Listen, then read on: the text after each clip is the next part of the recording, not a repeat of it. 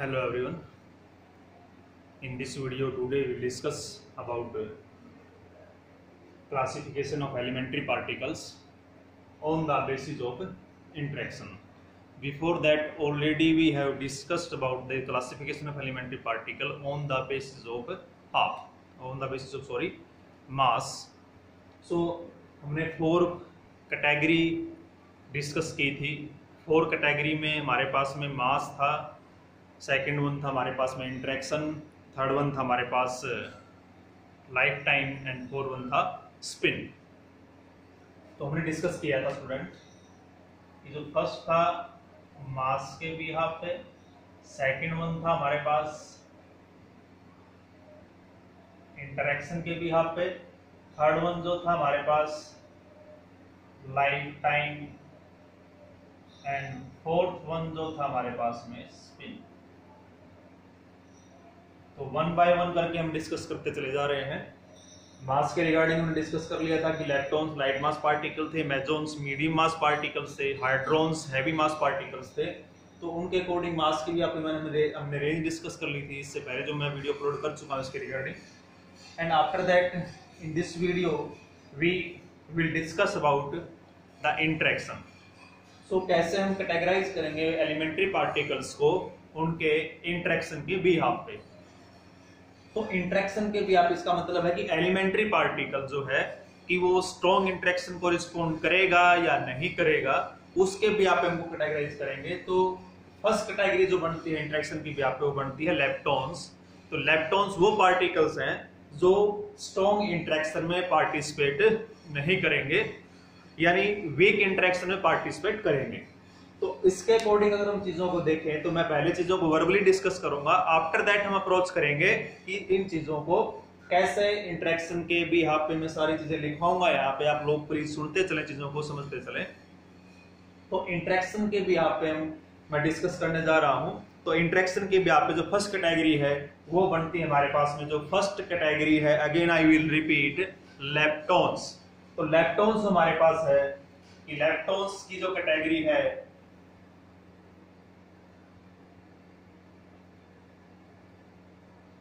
Leptons. तो पहले चीजों को वर्बली सुन लो आप। मैंने बताया कि ये स्ट्रॉन्ग इंटरेक्शन में पार्टिसिपेट नहीं करेंगे। क्या ये एलिमेंट्री पार्टिकल है? Obviously essentially these are elementary particles, elementary particle है ये। कौन कौन से एलिमेंट्री पार्टिकल्स हैं, इनकी सिंबॉलिक फॉर्म क्या है? तो लेप्टॉन्स के अंदर हमारे पास इलेक्ट्रॉन आएगा और उसका न्यूट्रिनो आएगा, म्यून आएगा और उसका न्यूट्रिनो आएगा, और टाउ पार्टिकल आएगा और उसका न्यूट्रिनो आएगा। तो इसके भी आप पे आप लोग कह सकते हैं कि आपके पास में ये जो है लेप्टॉन क्या सिंबल है। देखने में कैसे हैं लेप्टॉन्स? ऐसे हैं आपके पास, ठीक है। अब इसके बाद अगर बात करता हूं मैं कि ये जो पार्टिकल्स है, मैंने कहा कि वीक इंटरेक्शन में पार्टिसिपेट करेंगे, यस पार्टिसिपेट करेंगे वीक इंटरेक्शन में।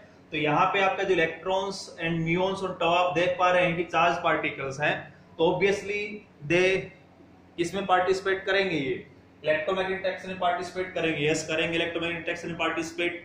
क्या ये वीक इंटरेक्शन में पार्टिसिपेट करेंगे? यस वीक इंटरेक्शन में पार्टिसिपेट करेंगे।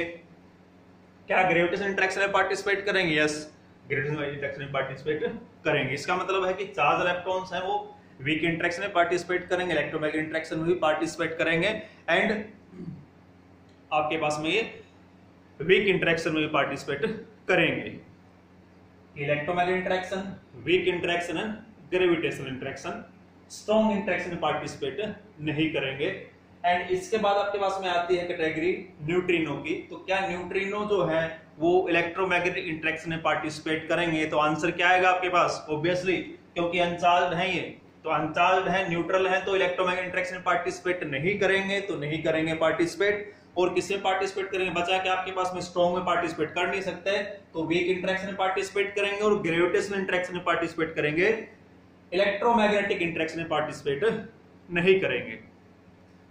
आफ्टर दैट अगर मैं कहूं कि जो लेप्टॉन्स है आपके, ये स्ट्रक्चरलेस हैं, कोई इंटरनल स्ट्रक्चर नहीं है इनका, और दूसरा है कि हमारे पास में ये कि ये इसका मीनिंग है कि पॉइंट साइज पार्टिकल है, ये डू नॉट ऑक्यूपाई स्पेस, यानी स्पेस ऑक्यूपाई नहीं करते क्योंकि ये पॉइंट साइज पार्टिकल है। फर्दर प्रॉपर्टीज को अगर मैं डिस्कस करता हूं कि आप इनको डिस्टिंग्विश कैसे करोगे, तो चार्ज इलेक्ट्रॉन्स है, on the basis of electrons है, म्यून्स है, टाउ है एंड देयर एंटी पार्टिकल्स को आप इनके चार्जेस के भी यहाँ पे डिस्टिंग्विश कर पाओगे, बट न्यूट्रिनोज को आप किसके भी यहाँ पे डिस्टिंग्विश कर पाओगे on the basis of their handedness. तो जो न्यूट्रिनोज हैं आप इनको हैंडेडनेस के सिस्टम पे कैटेगराइज कर पाओगे। तो यहाँ पे आपके पास में जो न्यूट्रिनो है, मैं बात करता हूँ एंटी न्यूट्रिनो की, तो एंटी न्यूट्रिनो कैसा पार्टिकल आपके पास में, राइट हैंडेड पार्टिकल है। राइट हैंडेडनेस का मतलब है कि उसकी ओरिएंटेशन के अकॉर्डिंग अगर डायरेक्शन ऑफ मोशन आप डिसाइड कर पाओ तो आप कह पाओगे कि आपके पास में राइट हैंडेड पार्टिकल है। तो यहां से आपके पास में ये मैं कहता हूं कि इसकी डायरेक्शन ऑफ मोशन ये है, तो आप अपना राइट हैंड है, उस राइट हैंड को आप कर्ल करेंगे। राइट हैंड को अगर आप कर्ल करते हैं, तो राइट हैंड को अगर आप कर्ल करेंगे तो आपका ऐसे कर्ल करते हैं तो थंब कहां जा रहा है आपका, इस डायरेक्शन में। और आप अगर ऐसे कर्ल करते हैं राइट हैंड को, तो इसका मीनिंग आपका थंब कैसे जा रहा है, इस डायरेक्शन में। तो कैसा पार्टिकल है आपका ये, अगर आप उसको ऐसे रोटेट करो, ऐसे कर्ल करते हैं आपके राइट हैंड को, तो ऑब्वियसली आपका जो चार्ज पार्टिकल है ये कैसा है, ऐसे कर्ल करते हैं तो आपको क्या मिल पा रही है, डायरेक्शन ऑफ मोशन, तो it is a right handed particle. Second one की अगर बात करता हूं कि न्यूट्रिनो कैसा है आपका, लेफ्ट हैंडेड पार्टिकल है, तो उसकी जो डायरेक्शन ऑफ मोशन है किसकी, न्यूट्रिनो की, तो किसके भी आप डिसाइड करोगे, आप लेफ्ट हैंड से डिसाइड करोगे। अगर आप लेफ्ट हैंड को ऐसे रोटेट करते हैं लेफ्ट हैंड को, तो ये ओरिएंटेशन अगर आप देते हैं तो आपका थंब किस डायरेक्शन में जा रहा है, इस डायरेक्शन में जा रहा है, तो आपका न्यूट्रिनो कैसा है, लेफ्ट हैंडेड पार्टिकल है। तो आप न्यूट्रिनो को बोल सकते हैं this is a left handed particle. So according to their orientation and according to handedness of the system, we can distinguish between neutrinos and neutrino and their antiparticles. तो इसके जब हम इनको डिस्टिंग्विश कर पाएंगे। नेक्स्ट वन अगर बात करता हूं कि इसमें से कौन से ऑर्डिनरी पार्टिकल है और कौन आपका स्टेबल है और कौन आपका अनस्टेबल है। तो यहाँ पे आपका जो इलेक्ट्रॉन है वो एक ऑर्डिनरी पार्टिकल है, because it the constituents of ordinary matter. Ordinary matter आपका इलेक्ट्रॉन से बना हुआ, ऑब्वियसली आपको पता है, चाहे आप इस अपनी बॉडी को देख लो, चाहे सब पेन को देख लो, चौक को देख लो, उसके अंदर ऑब्वियसली आपके पास में चार्ज इलेक्ट्रॉन पार्टिकल होगा। बट म्यून एंड दिस, और एक बात और है, इलेक्ट्रॉन आपका स्टेबल भी होगा, एंड क्योंकि फर्दर ये ब्रेक नहीं होगा अनदर पार्टिकल में।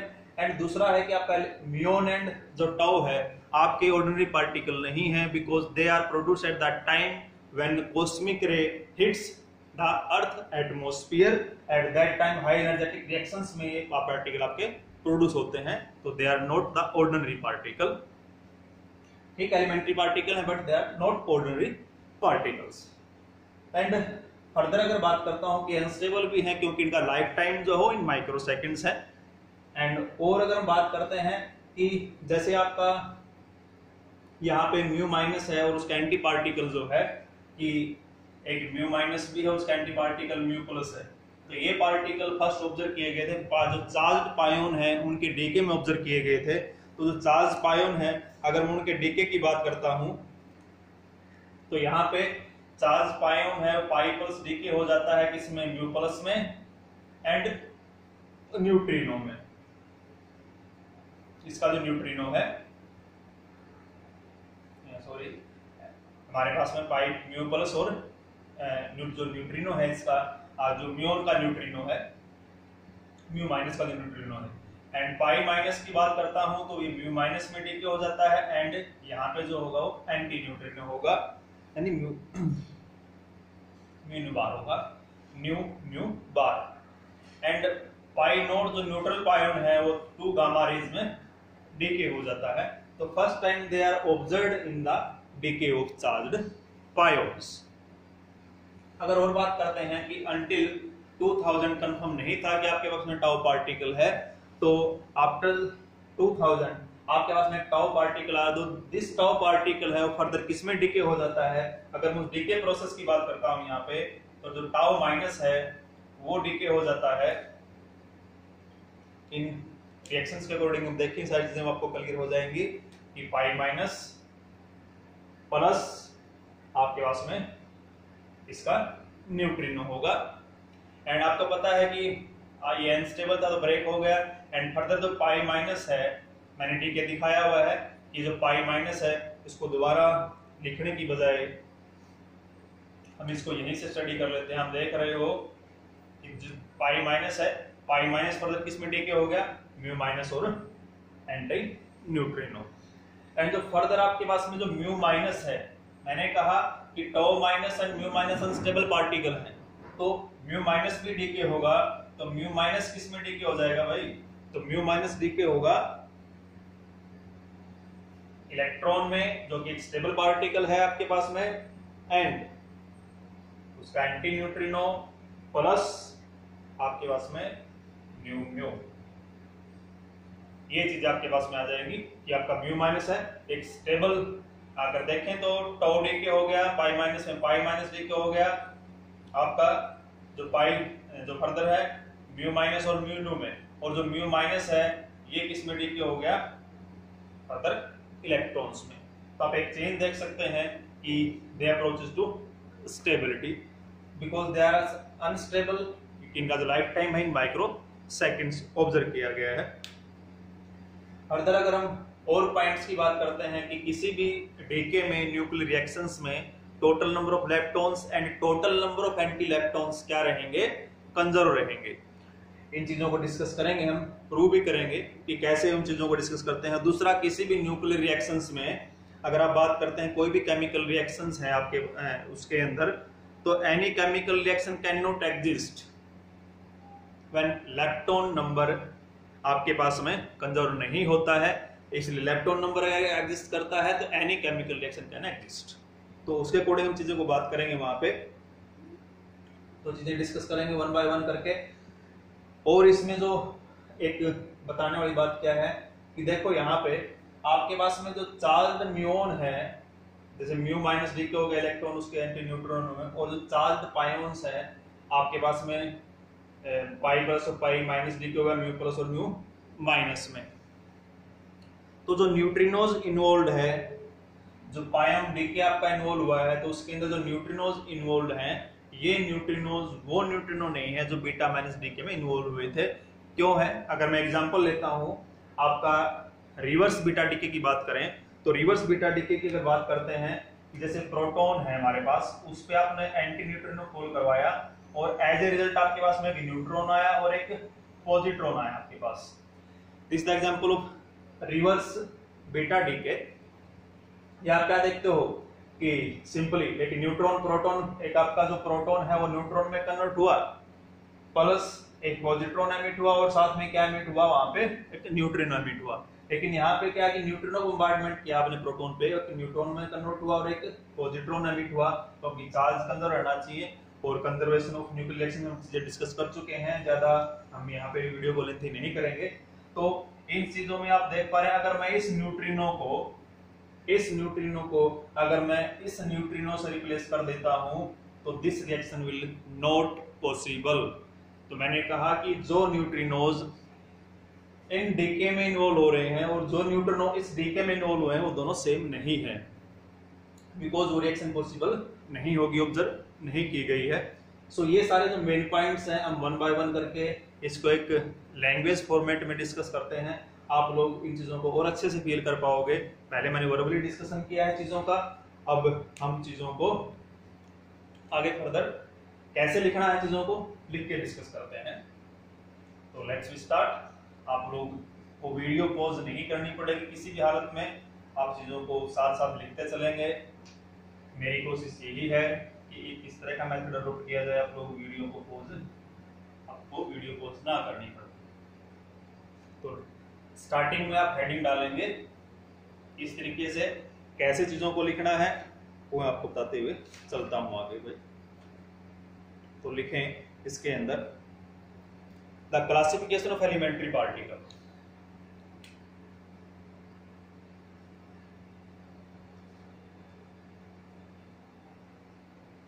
द क्लासिफिकेशन ऑफ, ये एलिमेंट्री है, यहाँ पे एलिमेंट्री पार्टिकल्स डिपेंड्स ऑन, किस पे डिपेंड करेगा, depends on the types of interaction, depends on the types of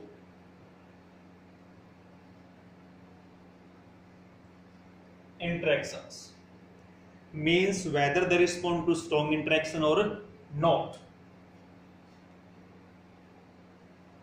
means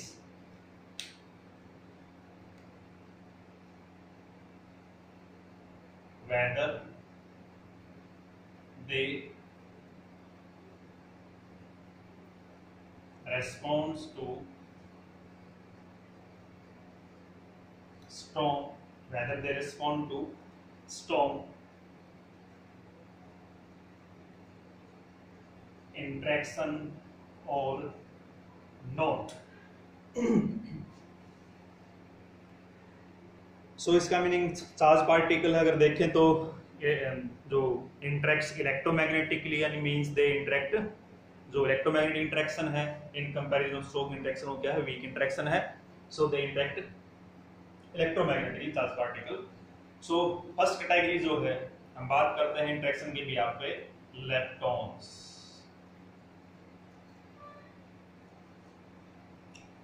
Some particles which are responds to weak interaction collectively known as leptons, या they do not participate in strong interaction known as leptons.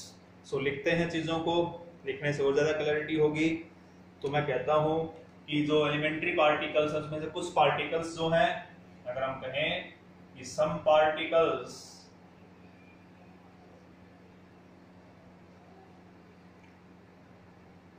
respond only to the weak interaction, respond only to the weak interaction or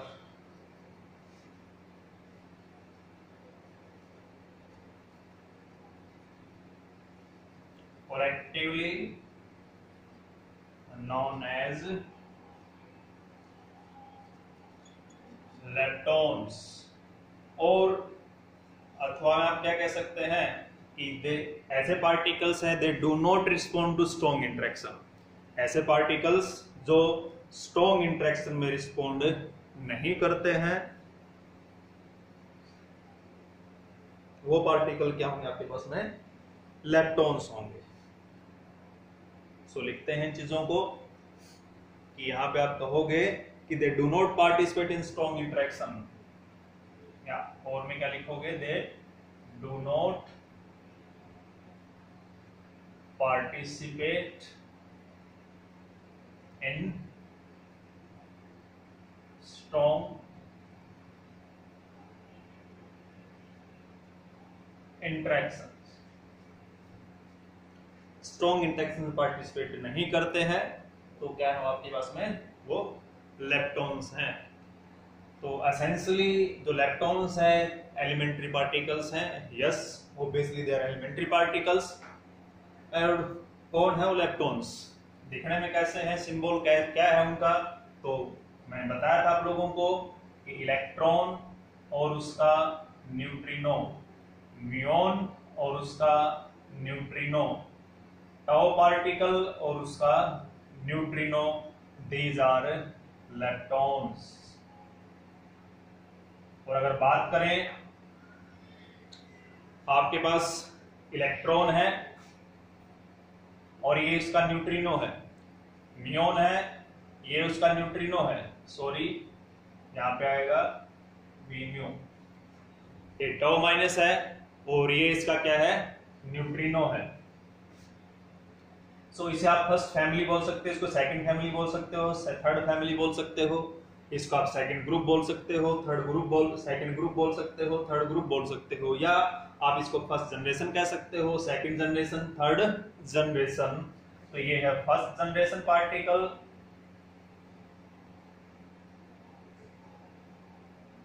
ये है second generation particle और ये है आपके पास में third generation particle. भाई कैसे डिस्टिंग्विश करोगे आप इन्हें फर्स्ट जनरेशन थर्ड जनरेशन को? ऑब्वियसली कि इसका मास इससे ज्यादा है और इस जनरेशन का मास इससे ज्यादा है। Third generation heavier than second generation and second generation heavier than first generation.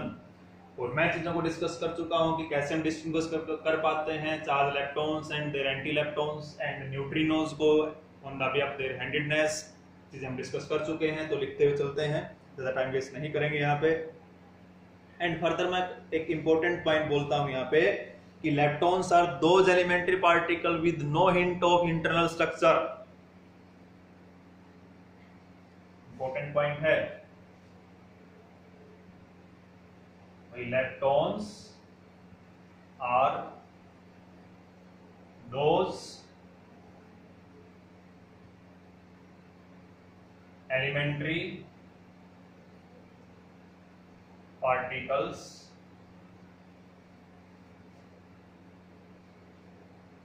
with no hint of internal structure, with no hint of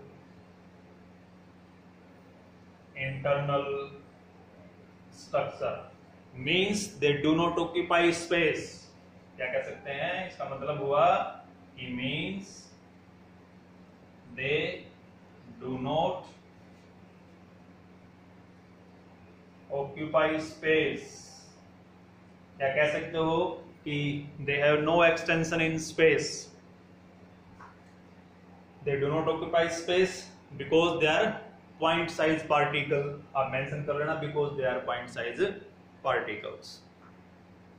another मैंने यहाँ पे एक बात और की थी, एक इंपॉर्टेंट पॉइंट फिर बोलने जा रहा हूं यहाँ पे, आप नोट करें उसे।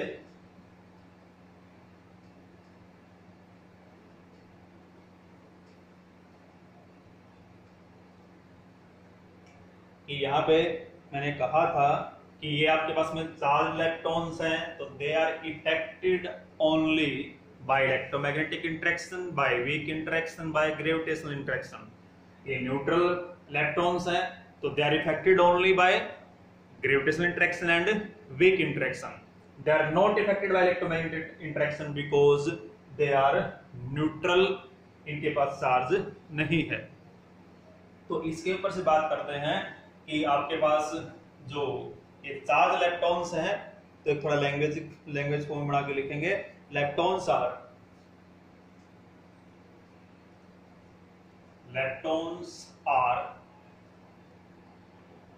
अफेक्टेड, और यहां पे आप चार्ज इलेक्ट्रॉन लिख ले तो और अच्छा रहेगा। Charge electrons are affected only by the electromagnetic interaction,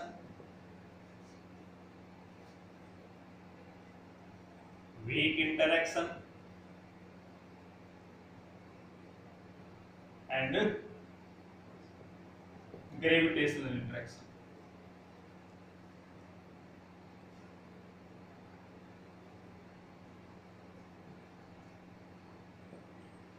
जो चार्ज इलेक्ट्रॉन है ऑब्वियसली चार्ज है तो इलेक्ट्रोमैग्नेटिक इंटरेक्शन से इफेक्टेड होंगे, वीक इंटरेक्शन से इफेक्टेड होंगे और ग्रेविटेशनल इंटरेक्शन से इफेक्टेड होंगे।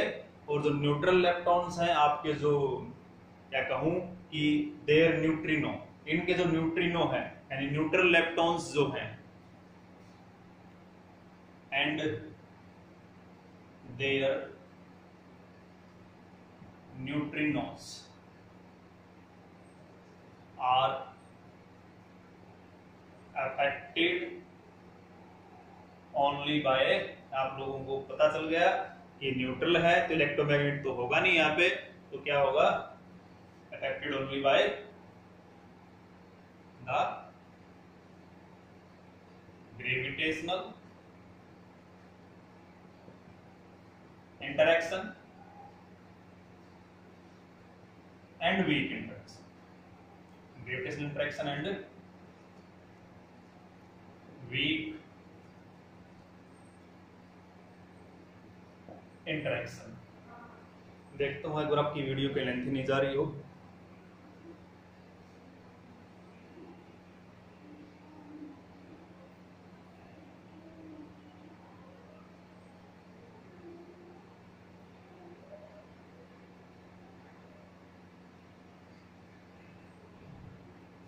सो वीक इंटरेक्शन और ग्रेटेस्ट इंटरेक्शन से कौन अफेक्टेड होंगे? इनके न्यूट्रिनोज, क्योंकि चार्ज नहीं है तो इलेक्ट्रोमैग्नेटिक से अफेक्टेड नहीं होंगे। अनदर इंपॉर्टेंट बात करें अगर हम, तो मैंने डिस्कस किया था कि जो यहाँ पे इलेक्ट्रॉन है स्टेबल पार्टिकल है और एक ऑर्डिनरी पार्टिकल है, because it's the constituent of ordinary matter, they are not the constituent of ordinary matter. So आप, हमारा टाइम वेस्ट नहीं होगा, आप इस चीज को मेंशन कर लेना, मैं ऐसे वर्बली बोल देता हूँ। Electrons are stable particle as well as they are ordinary particle because they are constituents of ordinary matter, but while mu minus and tau minus are not the ordinary particle because they are not the constituents of ordinary matter, because they are produced at the time of a strong energetic nuclear reactions, या हम कह सकते हैं कि when cosmic rays enter या hits the earth atmosphere, या when cosmic ray enters the earth atmosphere at that time they will produce, and also they are unstable। क्या है ये? अनस्टेबल भी है, कि हमारे पास में अनस्टेबल पार्टिकल है, तो क्योंकि बिकॉज जो their life time observed in microseconds. And further लिखता हूं कि ये अनस्टेबल है, इसलिए इनका डीके शो कर रहा हूं यहाँ पे कि जो टो माइनस है वो किस में डीके हो जाता है? टो माइनस डीके हो जाएगा पाई माइनस एंड न्यूट्रिनो। और आपके पास में फर्दर जो पाई माइनस है, पाई माइनस डीके होगा म्यू माइनस में and anti neutrino muon. And further जो म्यू माइनस है, ये देख रहे हैं आप लोग यहां से, और जो म्यू माइनस है फर्दर म्यू माइनस किस में डीके हो गया? इलेक्ट्रॉन में, प्लस आपके पास क्या बनेगा? इट्स एंटी न्यूट्रिनो एंड साथ में जो एमिट होगा म्यूऑन न्यूट्रिनो। तो आप देख पा रहे हैं कि एक्स टाउ से स्टार्टिंग हुई थी और रिएक्शन का जो स्टॉपेज है at a stable particle at electron. अगर आप पाई प्लस की बात करते हैं तो फर्दर पाई प्लस की अगर बात करूं मैं, तो मैं इस पॉइंट को रब कर रहा हूं भी, यहां से आप लोगों ने लिख ली होंगी चीज आई थिंक यहां तक। तो मैं पाई प्लस की अगर बात करता हूं तो पाई प्लस किस में डीके होगा? ऑब्वियसली म्यू प्लस, एंड साथ में क्या निकलना चाहिए? Muon neutrino.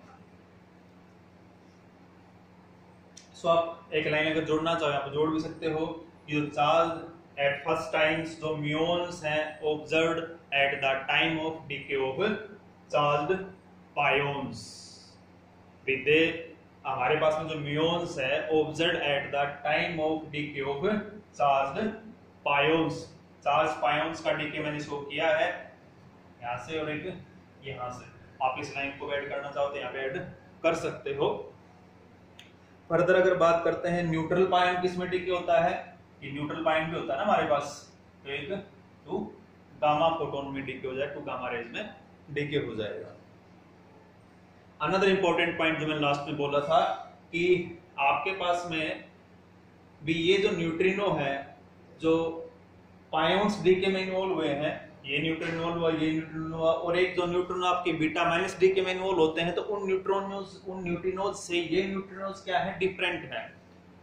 अगर क्यों डिफरेंट है, मैंने एग्जांपल लिया था, इस पॉइंट के ऊपर नोट कर लेते हैं, इंपॉर्टेंट पॉइंट है कि आप हैशटैग लगाएंगे और लिखेंगे इसे।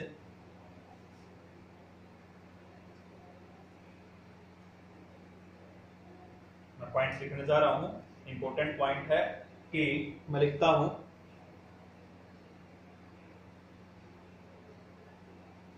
द न्यूट्रिनोज, जो न्यूट्रिनोज हैं involve in pion DK,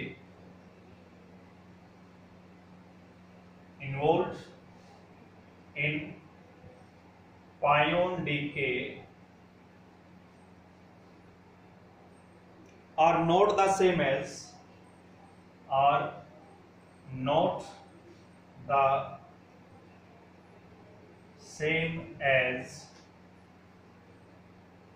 those involved in beta decay.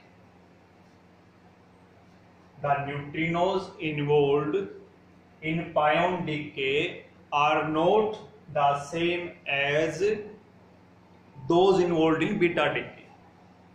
Same as those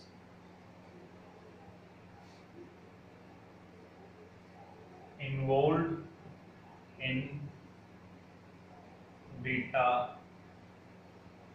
decay. अब अगर देखें हम बीटा डीके, आप लोगों ने देखा था कि अगर बीटा माइनस डीके की बात करो आप लोग, तो एक न्यूट्रॉन किस में कन्वर्ट होता है? प्रोटॉन में कन्वर्ट होता है। न्यूट्रॉन किस में कन्वर्ट हुआ? प्रोटॉन में। साथ में कौन निकला? Beta minus particle and anti neutrino.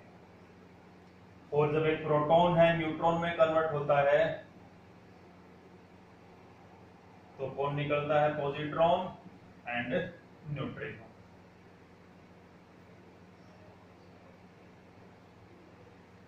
सो यहाँ पे ये जो न्यूट्रिनो इन्वॉल्व हुए हैं और एक यहाँ पे ये न्यूट्रिनो जो इन्वॉल्व हुए हैं पायोन डीके में, वो सेम नहीं है भाई। क्यों सेम नहीं है? अगर मैं एग्जांपल लेता हूँ कि हमारे पास में अगर मैं रिवर्स बीटा डीके की बात करूं, तो रिवर्स बीटा डीके में क्या होगा? यहाँ मेंशन कर लेते हैं इसको, आप लोग ऑब्जर्व कर पा रहे हैं अच्छे से आई थिंक सो। जैसे एंटी न्यूट्रिनो को बम्बार्डमेंट करवाया प्रोटॉन पे, तो रिजल्ट क्या मिला? न्यूट्रॉन और एक साथ में मिला पॉजिट्रॉन। ये रिवर्स बीटा डीके। तो यहाँ पे अगर मैं इस न्यूट्रिनो को रिप्लेस कर देता हूं म्यून न्यूट्रिनो से, किससे रिप्लेस कर देता हूं मैं? म्यून न्यूट्रिनो से।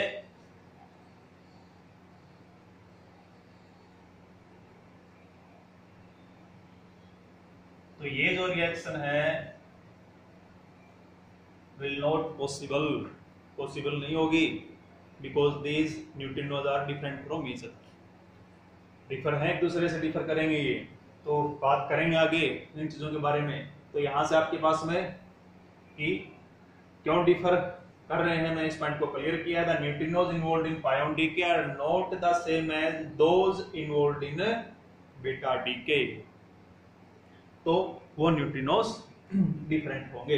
This the main important point. Another point मैंने कहा था कि the total number of leptons minus the total number of anti-leptons remains conserved in all reactions and decay. Process involving leptons and anti-leptons, Jin reactions में leptons और anti-leptons involved हैं, उन reactions में, उन decays में total number of leptons and anti-leptons remain same. इस चीज को प्रूव करेंगे, हम बताएंगे आगे, डिस्कस करेंगे सारी बातों को। तो अनदर इंपॉर्टेंट पॉइंट आप नोट करेंगे, हैशटैग लगा के नोट करें इसे। भी डिटेल डिस्कशन है क्लासिफिकेशन ऑफ एलिमेंट्री पार्टिकल का, कोई एक दो लाइन का डिस्कशन नहीं है ये। तो आप लोग चीजों को डिटेल में डिस्कस करना चाह रहे हैं तो डिटेल में ही चलेंगे। तो यहां से नेक्स्ट पॉइंट जो है, the total number of leptons minus the total number of anti leptons. The total number of leptons and the total number of anti-leptons remains same या unchanged.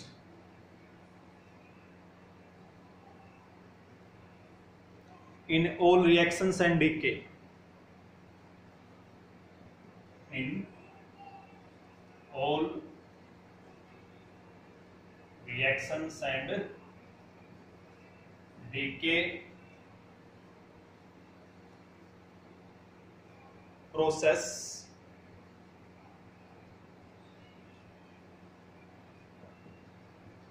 involving leptons and anti-leptons.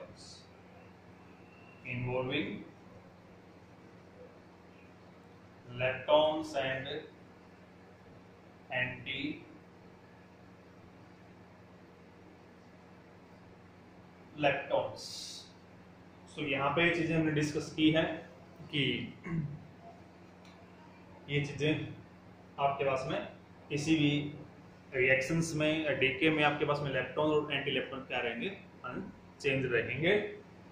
तो यहाँ से हमने इन चीजों को discuss किया है, ये जो लेप्टॉन का डिस्कशन है। एंड अनदर जो एकदम इम्पोर्टेंट पॉइंट है कि आपके पास में मैंने कहा था कि इसका मास इससे हैवियर है और इसका मास इससे हैवियर है, और इलेक्ट्रॉन का रेस्ट मास सभी को पता है। इलेक्ट्रॉन का रेस्ट मास कितना है? इलेक्ट्रॉन का जो रेस्ट मास है अगर उसकी बात करें तो कितना है rest mass of electron? 0.511 MeV by c²। और दूसरा अगर मैं बात करता हूं कि जो म्यू माइनस है, जो म्यून्स और जो म्यू प्लस, इनका दोनों का रेस्ट मास क्या इक्वल होगा, और मैंने बात भी की थी कि वहां पे 10 MeV by c² इसका इनका रेस्ट मास होगा। और इन टर्म्स ऑफ इलेक्ट्रॉनिक मास की बात करें तो 207 times of mass of electron. और अगर मैं बात करता हूं टाउ पार्टिकल की, जो टाउ पार्टिकल है ये प्रोटॉन से कितना हैवी है? ये प्रोटॉन से 2 गुना ज्यादा हैवी पड़ता है। हार्ड्रोन से भी मतलब ये लगा लो कि हम बात करें इलेक्ट्रॉन्स की, लाइट पार्टिकल्स की, बट इसका जो मास है वो 2 टाइम्स ऑफ एम आप कह सकते हो इसका इलेक्ट्रॉन का। और एग्जैक्ट फिगर में आप बोलना चाहो तो 177 MeV by c²।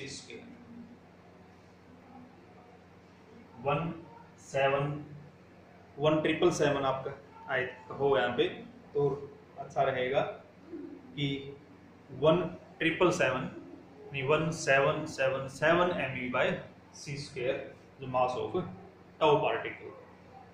And last में जो इलेक्ट्रॉनिक नंबर की हम बात करेंगे, मैं इसको एक टैबुलेट करूंगा, इलेक्ट्रॉन्स को टैबुलेट करके इनका इलेक्ट्रॉनिक्स नंबर भी असाइन करेंगे। क्वांटम नंबर जो होता है जिससे आप डिस्टिंग्विश कर पाते हो चीज़ों को, तो उनको हम नेक्स्ट वीडियो में डिस्कस करेंगे। देखिए आप लोगों की वीडियो बहुत लेंथी हो जाएगी आई थिंक।